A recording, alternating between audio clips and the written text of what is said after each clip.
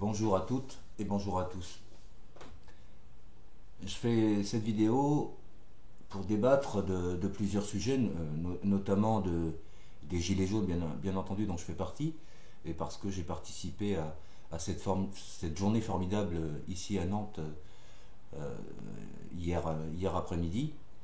Je vais parler également du gouvernement, je vais parler des politiques, je vais parler de notre comportement à nous sur les réseaux sociaux, je vais parler du RIC, je vais parler des contradicteurs, et puis par contre je vais m'expliquer. Je vais m'expliquer et je tiens à préciser tout de suite que je me fiche pas mal de l'étiquette que voudraient me donner tous mes contradicteurs. Je le répète encore, je suis apolitique, je ne fais partie d'aucun parti politique, je ne suis pas de gauche, je ne suis pas de droite, je ne suis pas d'extrême gauche et je ne suis pas d'extrême droite, que les choses soient claires. Mais peu importe que vous essayiez de me mettre une étiquette, c'est très bien si vous n'arrivez pas à me situer. Cela prouve que je reste bien dans mon intègre et droit dans mes bottes, moi aussi, et que je ne change pas d'optique et que je ne retourne surtout pas ma veste. Ça, c'est important. Je vais commencer par dire stop. Stop à toutes ces violences gouvernementales à travers les équipes qui sont formées à ce titre, nos équipes policières, nos équipes de gendarmerie et de policiers municipaux. Ils ne font que leur travail, je ne vais pas dire qu'ils le font bien, mais je vais dire qu'ils obéissent aux ordres qui leur sont donnés. Et je ne suis pas non plus pour les violences gratuites de certaines personnes à l'encontre de ces policiers, bien que je comprenne parfaitement la haine qu'on peut avoir aujourd'hui, que peuvent avoir les citoyens aujourd'hui envers les forces de l'ordre à travers les contrôles à faciès, etc., à travers leurs agissements qu'on voit de plus en plus, pas tant à la télévision qui manipule toutes les images, mais principalement sur les réseaux sociaux où on peut voir l'intégralité des images et où on peut se faire sa propre opinion. Donc là aussi, contre ces violences-là, je suis bien entendu opposé. Je suis contre la violence sociale, pardon, cette violence où on appauvrit de plus en plus que les pauvres qui sont déjà pauvres, mais également la classe moyenne qui devient la cible préférentielle de nos oligarques, et puis cette classe qui est légèrement au-dessus et qui se retrouve à la place aujourd'hui de la classe moyenne. Je me félicite et je dis bravo à tous ces gilets jaunes qui se retrouvent aujourd'hui, qui comprennent ce système capitaliste auquel ils n'adhèrent plus et qui montrent leur colère, parce qu'aujourd'hui, oui, les citoyens sont en colère. Il y a une colère silencieuse pour tous ceux qui ne participent à aucun, mais qui, pour 70% des gens sur le territoire, sont aux côtés des gilets jaunes. C'est quand même extraordinaire, on n'a pas vu ça depuis plus de 40 ans. Et ça, c'est formidable, il faut le signaler, il faut les féliciter. On n'est pas là pour juger les gens qui ne se sentent pas le courage, il faut mettre les bons mots, le courage de venir nous soutenir. Mais il ne faut pas les dénigrer parce que voilà, ils comprennent nos actions, mais que la peur et elle peut être justifiée, la peur les contraint à ne pas trop se mobiliser. Ou peut-être aussi le travail dont ils sont obligés d'accomplir. Et puis penser à tous ceux qui ont des mobilités réduites, à qui ne s'adressent pas les messages où on demande aux gens de venir nous rejoindre, mais qui ne peuvent malheureusement pas se déplacer. Bien sûr que je parle en mon nom et en mon nom propre, et que j'ai une grande pensée pour tous ces retraités, pour tous ces handicapés, pour tous ces gens à mobilité réduite, pour tous ces gens tous ces gueux comme nous sommes, tous ces gueux qui réclament un petit peu plus de justesse, qui réclament un peu de cette part de gâteau dont on nous laisse que les miettes aujourd'hui. Je m'adresse aussi aux politiques qui se foutent littéralement de notre gueule, mais littéralement.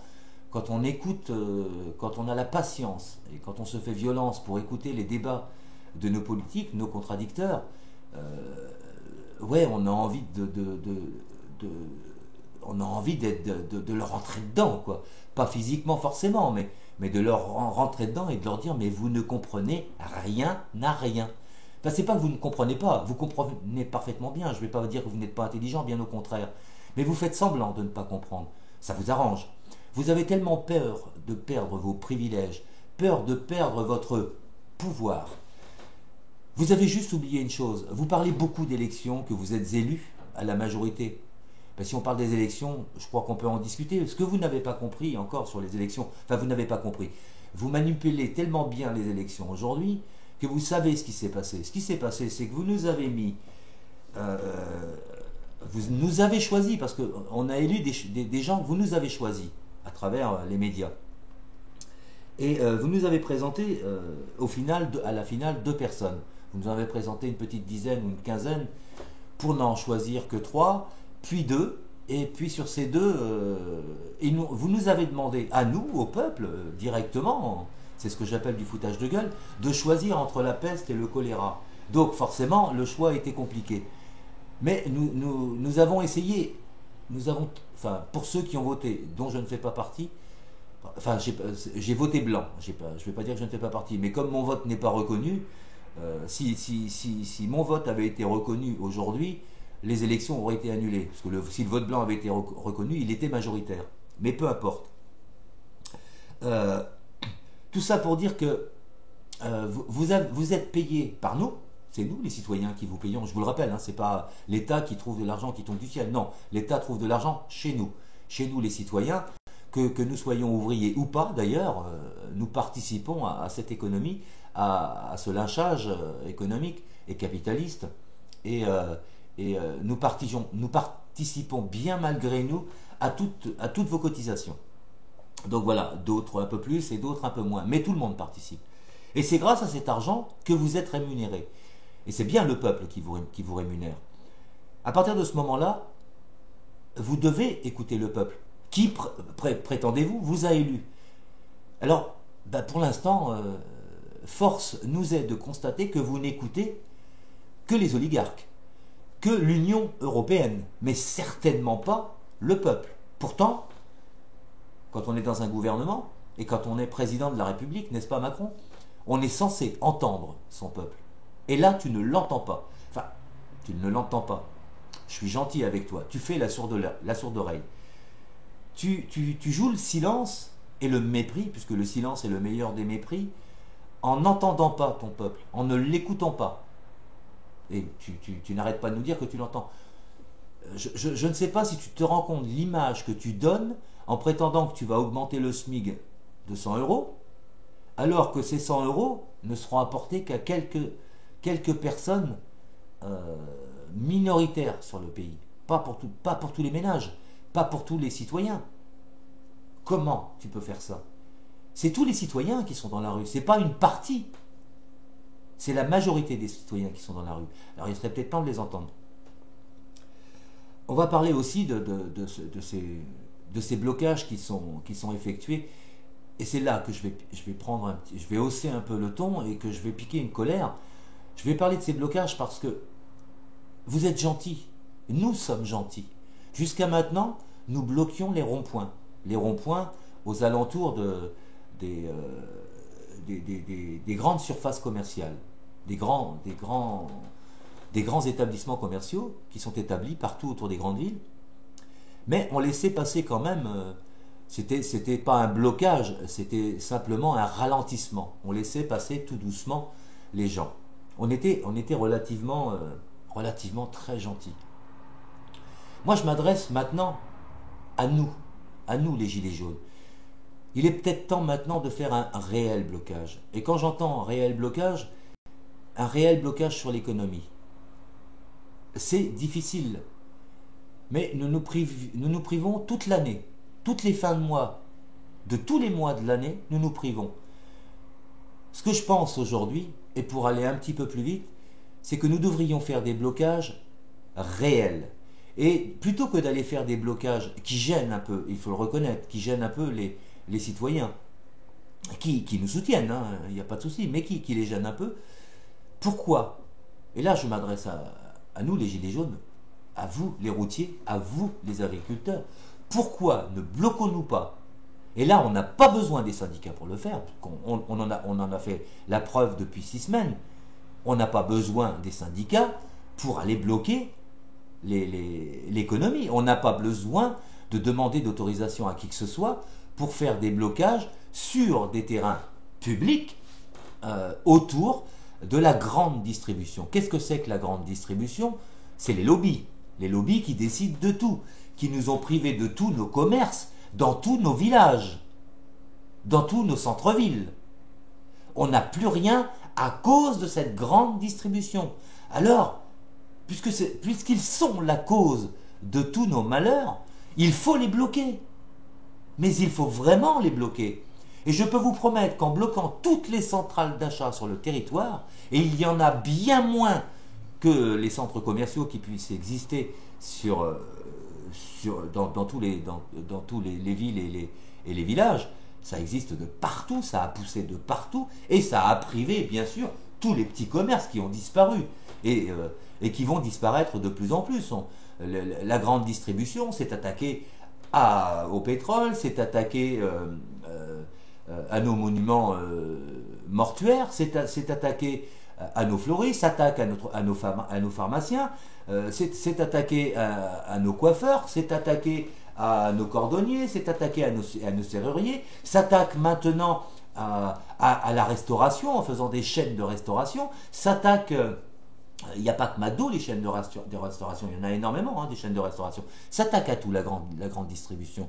Si nous voulons bloquer l'économie, c'est eux qu'il faut viser. Et le plus simple, c'est quand même, il faut quand même pas sortir de Saint-Cyr et avoir fait l'ENA pour le comprendre. Si vous bloquez les centrales d'achat qui distribuent des centaines, je dis bien des centaines, peut-être pas des milliers, mais presque, des centaines de centres commerciaux, vous bloquez l'économie. Si on empêche les camions de rentrer et de sortir, c'est même plus la peine d'aller bloquer les frontières, puisque les centrales d'achat, si elles sont pleines, elles ne peuvent pas se vider, et si elles ne peuvent pas se vider, elles ne peuvent pas commander à l'extérieur. Donc on aura de moins en moins de camions de l'extérieur qui viendront nous ravitailler. C'est comme ça qu'on doit bloquer l'économie, bon sang. C'est quand même pas compliqué. Plutôt que d'aller se faire chier à quelques dizaines, on se regroupe à quelques centaines autour des centrales d'achat. Et ça va être très simple. On fait ça en 1 semaine. Et je peux vous garantir que déjà au bout d'1 semaine, le gouvernement il pleure et il finira par céder. Alors en 2 semaines maximum, c'est bloqué l'économie. Et là, on ne discute plus. On exige le RIC. Le RIC, le référendum d'initiative citoyenne, ou le RIP, le référendum d'initiative populaire, que défend très bien Éric Chouard, qui ne veut pas se placer, qui ne veut pas être élu, qui veut simplement expliquer que l'on peut reprendre nous-mêmes le pouvoir et obtenir toutes nos exigences, nos augmentations, nos revalorisations de salaire. Bon sang, c'est quand même pas compliqué. On fait tout à l'envers. On fait tout à l'envers. Vous voulez faire plier le gouvernement, mais c'est possible. Mais certainement pas en allant taper du flic. D'accord, je suis d'accord avec vous, je suis contre les violences policières. Je vous le dis depuis le début. Je dis stop à toutes ces violences. Mais à toutes ces violences, nous devons rester pacifiques, nous devons continuer à nous montrer le samedi. Mais le reste de la semaine, plutôt que de bloquer les ronds-points, même si ça va nous priver. Et alors, on se prive 1 semaine, 15 jours, qu'est-ce que ça peut faire? Soyons prévoyants et bloquons, et puis on fera marcher nos petits commerçants, nos agriculteurs, ils pourront nous donner de la nourriture. À moindre coût, ils nous soutiendront à ce moment-là si on va chez eux. Plutôt que d'aller dans les grandes surfaces où il n'y aura plus rien dans les rayons si on bloque les centrales d'achat. S'il n'y a plus rien à vendre, ça ne sert à rien d'aller dans les grandes surfaces. C'est comme ça, il faut s'attaquer au fond du problème. C'est ce que je ne comprends pas. Pourquoi on ne le fait pas maintenant? Je crois qu'il faut hausser le ton aujourd'hui. On le voit bien qu'ils se foutent de notre gueule. On le voit bien. Vous le voyez comme moi. Je suis comme vous, gilets jaunes. Et je ne comprends pas pourquoi vous ne voulez pas agir sur le fond du problème. À partir du moment où vous bloquez les entrées et les sorties des centrales d'achat, l'économie s'effondre. Et ça, nous devons le faire. Ça doit se faire au niveau des raffineries, ça doit se faire au niveau des zones industrielles, et ça doit se faire au niveau des ports. C'est comme ça qu'on bloque l'économie, et pas autrement. On peut pas rester avec notre drapeau, avec notre gilet jaune, uniquement à attendre que ça nous tombe du ciel. Ils ne céderont pas. Ils ont très peur aujourd'hui, justement, qu'on hausse le ton. Eh bien, c'est maintenant qu'il faut le faire. Vous le voyez bien, vous le voyez... Enfin, je sais pas, vous le voyez bien à travers tout ce qui se passe. Donc voilà, là je me suis expliqué clairement et je vais passer sur un autre sujet. Je vais passer encore sur nous qui partageons sans cesse sur les réseaux sociaux, principalement qui partageons principalement ce que nous proposent les médias, principalement ce que nous proposent les journaux. Nous savons qu'ils se foutent de notre gueule et qu'ils nous racontent que des histoires, pourtant nous partageons. Mais partageons ce que nous faisons nous, puisqu'ils ne veulent pas le partager. Alors faisons-le nous. C'est à nous de le faire, à nous de nous prendre en main. Nous avons ce pouvoir. Nous l'avons. Nous avons signé en 1789, c'est un petit peu plus compliqué que ça, mais nous avons signé ce qu'est la démocratie et ce qu'est le préambule de la Constitution française. C'est le peuple qui est souverain.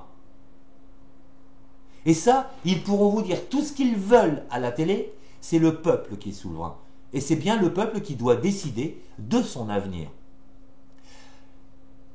Le peuple en a ras-le-bol de ces républiques, pas de cette république, mais de ces républiques consécutives. Ce qui veut dire quoi? Ça veut dire que le système est à modifier. C'est à nous de le faire. Contrairement à ce qu'on prétend, où il faudrait des années et des années, bien sûr qu'il faudrait du temps, mais pas tant que ça, du temps pour changer le système. Mais ce qu'on peut faire dès aujourd'hui, c'est réclamer des référendums d'initiative citoyenne totale et horizontale en faveur du peuple, et que c'est le peuple qui décide. Et je vais revenir sur quelqu'un qui s'en occupe vraiment très bien. Il n'est pas le seul, mais entre autres, lui, Étienne Chouard, qui le fait très bien, qui se démène, qui est quand même un professeur d'économie, qui est apolitique, n'en déplaise à certains, et qui prône justement le pouvoir citoyen. Et les gentivirus, qui travaillent depuis plusieurs années dans toutes les grandes villes pour vous apprendre à travailler sur la Constitution et à écrire vous-même vos propres lois. Et surtout, principalement, la Constitution. La Constitution ne peut être écrite que par le peuple et certainement pas par les politiques qui nous gouvernent, par ceux qui nous gouvernent. Parce qu'à travers cette Constitution, bien entendu, qu'ils vont écrire eux-mêmes les lois qui les protègent, eux et les oligarques. C'est comme ça qu'on a pu se faire avoir, justement, sur ce référendum de 2005, que nous avions, dont nous étions majoritaires, et je le précise, non pas comme à la télé, mais à 56,55% des voix, très exactement, en 2005, sous le règne de Jacques Chirac, et qui a été bafoué et trahi par Nicolas Sarkozy en 2007 à Lisbonne, où il a signé le traité de Lisbonne, qui est la Constitution européenne, dont le peuple français ne voulait pas. C'est une haute trahison, mais c'est un autre sujet. Donc voilà, oui, il faut qu'on obtienne tout ça, et à travers ce rythme, on obtiendra, qu'ils le veuillent ou pas, puisque c'est nous qui déciderons, on obtiendra nos exigences de revalorisation de salaire, je vais arriver à le dire. On obtiendra les augmentations sur les retraités qui ont travaillé toute leur vie et qui se retrouvent avec des retraites de misère dont je ne vais même pas donner le montant parce que ça devient ridicule. Je vais le dire, c'est entre 800 et 1200 balles pour une grande majorité. Mais ça veut dire quoi? Ces gens-là ont travaillé toute leur vie. Et quand vous voyez les ministres qui gagnent 8000 balles par mois, ouais, il y a de quoi se poser des questions quand même. Et quand j'entends la ministre qui disait qu'elle gagnait 1700 € par mois quand elle était professeur, c'est déjà pas mal, 1700 1700 par mois. Il n'y en a pas beaucoup qui les gagnent aujourd'hui. Le SMIC, il n'est pas à 1700 euros, je vous le dis quand même. Enfin, moi, je suis au courant à combien est le SMIC. Donc voilà. Et puis voilà, je crois que je vous explique comment nous, on doit se comporter. Je ne vais pas faire une vidéo de 3 heures, quoi. Donc voilà, on essaye de s'organiser. Nos manifestations du samedi sont très importantes. Nos blocages doivent se faire sur les centrales d'achat, sur les raffineries, sur les ports, bien sûr que sur les autoroutes, c'est très bien. Mais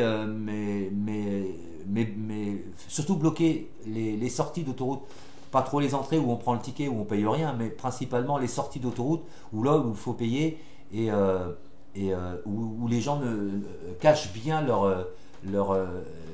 leur détecteur automatique de péage pour ne pas payer, justement. Si des gens se mobilisent pour vous libérer le péage qui nous appartient, que nous avons construit, que nous avons amplement payé et qui a largement été payé depuis toutes ces années, et qui pourrait avoir des péages ne serait-ce que pour l'entretien, ou on pourrait uniquement pour l'entretien des routes, mais qui nous coûterait presque rien s'il n'y avait pas tous ces actionnaires et s'il était simplement géré par le gouvernement, ce qui n'est pas le cas aujourd'hui, mais bel et bien géré par des sociétés privées. Il n'y a pas que ça. Mais bref, c'est pas trop le débat. Donc voilà, ma vidéo, c'est simplement pour vous dire, on se mobilise, on fait nos blocages intelligemment, parce qu'il est temps de hausser le ton, parce que sinon on ne se fera pas entendre par le gouvernement. Et je finirai encore par dire stop à toutes ces violences qui sont inutiles. Et je dis bien, et je m'adresse à Macron, toutes vos violences ne changeront rien, on n'a pas peur. On n'a pas peur. Je suis contre la violence, je le répète, mais je suis pour ma défense. Et j'irai défendre tous les citoyens, y compris les étudiants qu'on humilie devant les écrans de télévision, devant les écrans de télévision. Ces gens-là, ces jeunes-là, j'irai les défendre. Et j'appelle aussi à tous les jeunes de cité de venir rejoindre les gilets jaunes. Ils ne sont pas à l'écart, on se bat aussi pour vous. Pour tout le monde, on se bat. Et je fais partie de ces gens des cités. Et j'y vais. Je ne travaille pas que sur les réseaux sociaux. Je vais aussi, sinon je ne pourrais pas faire de vidéos, je vais aussi sur le terrain. Donc voilà, maintenant, à nous de nous concerter, à nous de réfléchir comment on va faire les blocages. Et je vais finir aussi par dire aux administrateurs qui réunissent tous ces gilets jaunes, comme la France en colère, comme les gilets jaunes au pluriel, les gilets jaunes au singulier, les gilets jaunes en colère, les révoltés, les résistants, à tous ces groupes-là. Ne filtrez pas tous les gens qui sont en colère, c'est ça la démocratie. Acceptez tous les gens qui s'expriment, moi y compris, et arrêtez de partager à tout va, comme vous le faites, ces partages de médias puants et mensongers qui inondent vos pages. Sélectionnez les citoyens mobiles jaunes qui sont sur le terrain. Sélectionnez les vidéos des gilets jaunes qui agissent sur le terrain. Et pas ceux des médias qui démontent, qui essayent de démanteler et qui n'y arrivent pas, les gilets jaunes. Je dis, et je finirai sur une note positive, outrepasser ma colère, bravo à tous ces gilets jaunes, bravo à tous ces citoyens qui se montrent exemplaires et qui ne cèdent pas à cette violence où veulent nous emmener tous ces politiques et tous ces médias. Merci à vous de continuer votre combat et de le faire maintenant intelligemment et de faire des blocages intelligents, ce que j'appelle justement les blocages auprès des centrales, auprès des raffineries, auprès des ports, dans les zones industrielles. Voilà. Voilà ce que sont les blocages intelligents.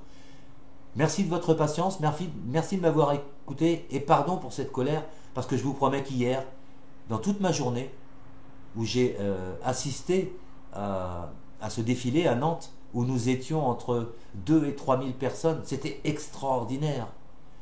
Pas de dégradation, pas d'itinéraire, et on a su ensemble gérer pour qu'il n'y ait pas de problème. On est allé dans les centres-villes, on est passé devant des grands magasins, devant des grandes chaînes de distribution. Mais on n'a rien dégradé. On a montré exactement le contraire de ce que voulaient vous faire croire les médias à grand audimat. Ah, on a moins d'audimat, mais être dans la rue devant tous ces citoyens qui nous regardaient tantôt avec étonnement et tantôt qui nous applaudissaient, qui nous filmaient, c'était jouissif et agréable. Ça faisait plaisir, on se faisait voir, on n'avait pas besoin de la télévision. Et je peux vous dire qu'il y avait autant de badauds qu'il y avait de citoyens dans les rues du centre-ville de Nantes. Et que tout s'est très bien passé. Je vous remercie de votre attention. Et puis j'espère que vous allez partager cette vidéo parce que j'essaye de faire comprendre des choses de bon sens aux gens. Mais voilà, il y a encore des gens ce que j'appelle les contradicteurs, qui essayent de bloquer les bons messages, les messages intelligents. Mais c'est pas grave, je continue et je ne m'arrêterai pas, en tout cas pas demain. Merci à tous, au revoir.